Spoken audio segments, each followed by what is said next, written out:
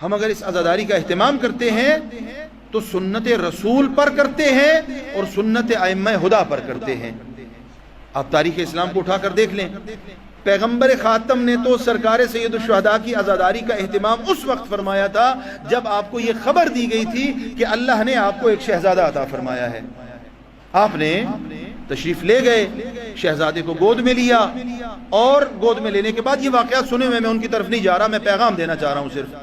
گود میں لینے کے بعد ایک خاص کیفیت آپ پر طاری ہوئی، اور اس کیفیت کے طاری ہونے کے بعد آقا نے گریہ فرمایا، اور جب سوال کیا گیا کہ آقا آپ گریہ کیوں فرما رہے ہیں، یہ تو خوشی کا موقع ہے، اس وقت آقا نے ارشاد فرمایا کہ یہ بیٹا جو میری بیٹی کو عطا ہوا، اس پر اتنے ظلم کے پہاڑ توڑے جائیں گے۔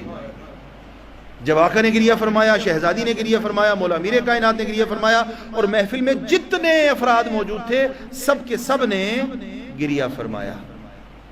خوب یہ آقا کے اوپر گریہ اور آقا کی عزاداری یہ معصومین علیہم السلام کی سنت اور سیرت ہے۔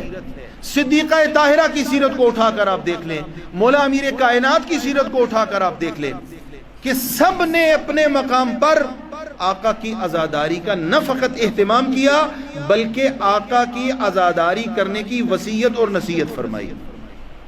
اور یہ دعائے حضرت زہرا ہے، یہ دعائے حضرات معصومین علیہم السلام ہے کہ یہ عزاداری تسلسل سے جاری ہے اور ہر سال سے کہیں زیادہ اس میں اضافہ ہو رہا ہے۔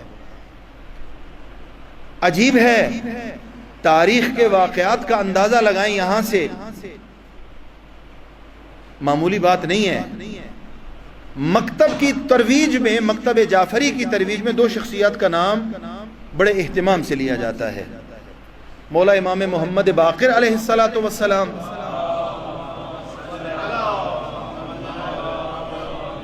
اور آقا امام جعفر صادق علیہ السلام۔ یہ دو شخصیات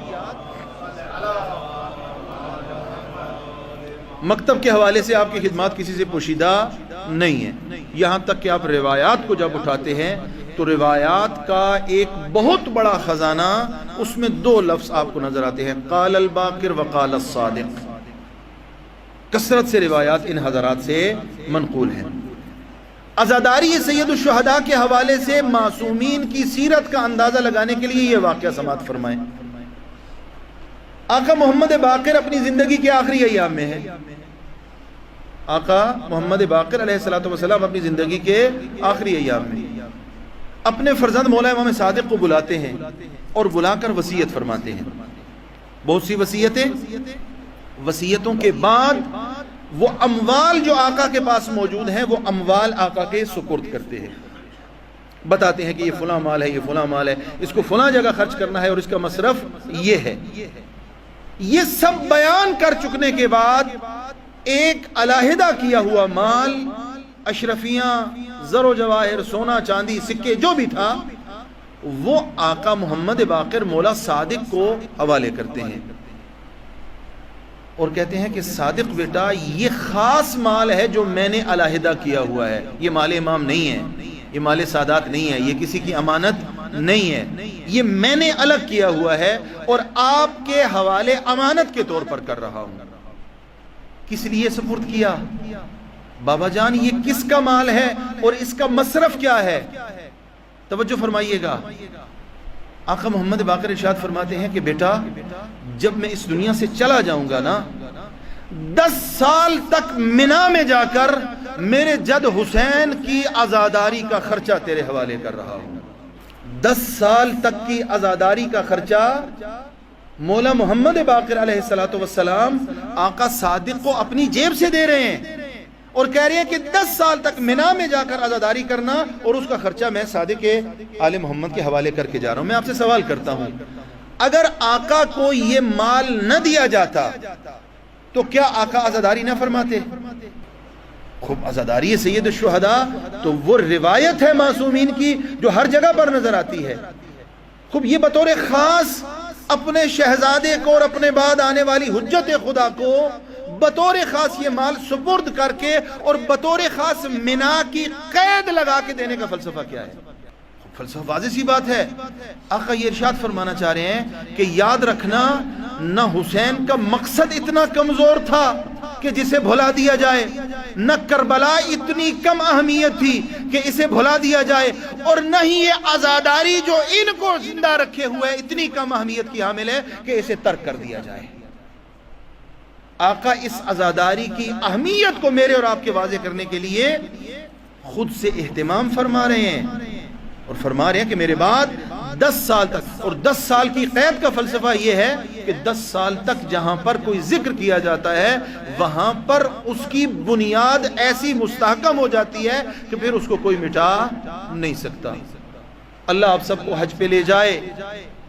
میں خود اس چیز کا شاہد ہوں کہ بہت سے علماء کو میں نے دیکھا جو منا میں اس خواہش کا اظہار کر رہے تھے کہ ہمیں ذکر محمد و آل محمد کرنے کا موقع دیا جائے۔ اب چاہے وہ کوئی حدیث بیان کرنے کی صورت میں ہے، چاہے وہ منقبت کی صورت میں ہے، چاہے وہ مرثیے کی صورت میں ہے، اور چاہے وہ عزاداری نوحہ اور گریہ کی صورت میں ہے۔ کیوں؟ اس لیے کہ سنت باقر و صادق آل محمد کو زندہ رکھا جائے۔ یہ عزاداری معمولی نہیں ہے۔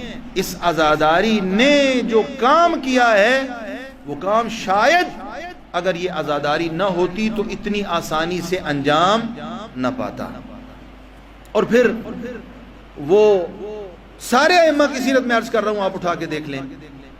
مولا امام ہادی علیہ السلام مریض ہو جاتے ہیں، امام علی نقی ہادی علیہ السلام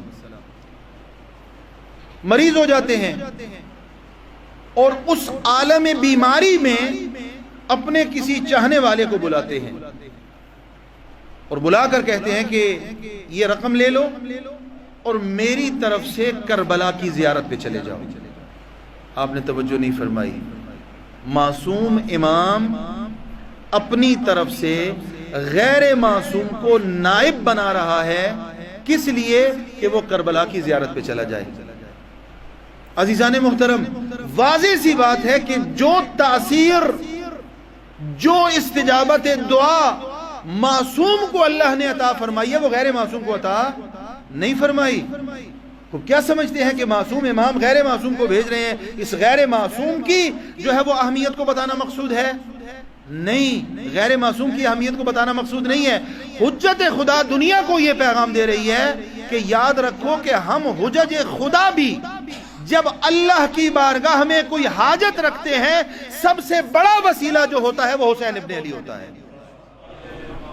توجہ فرما رہے ہیں؟ اور پھر جملے ارشاد فرمائے، جاؤ جا کر میرے جد حسین کے گنبد کے نیچے کھڑے ہو کر میرے لیے دعا کرو۔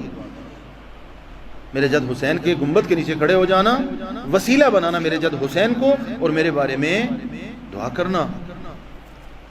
یہ مولا امام ہادی علیہ السلام کی سیرت ہے۔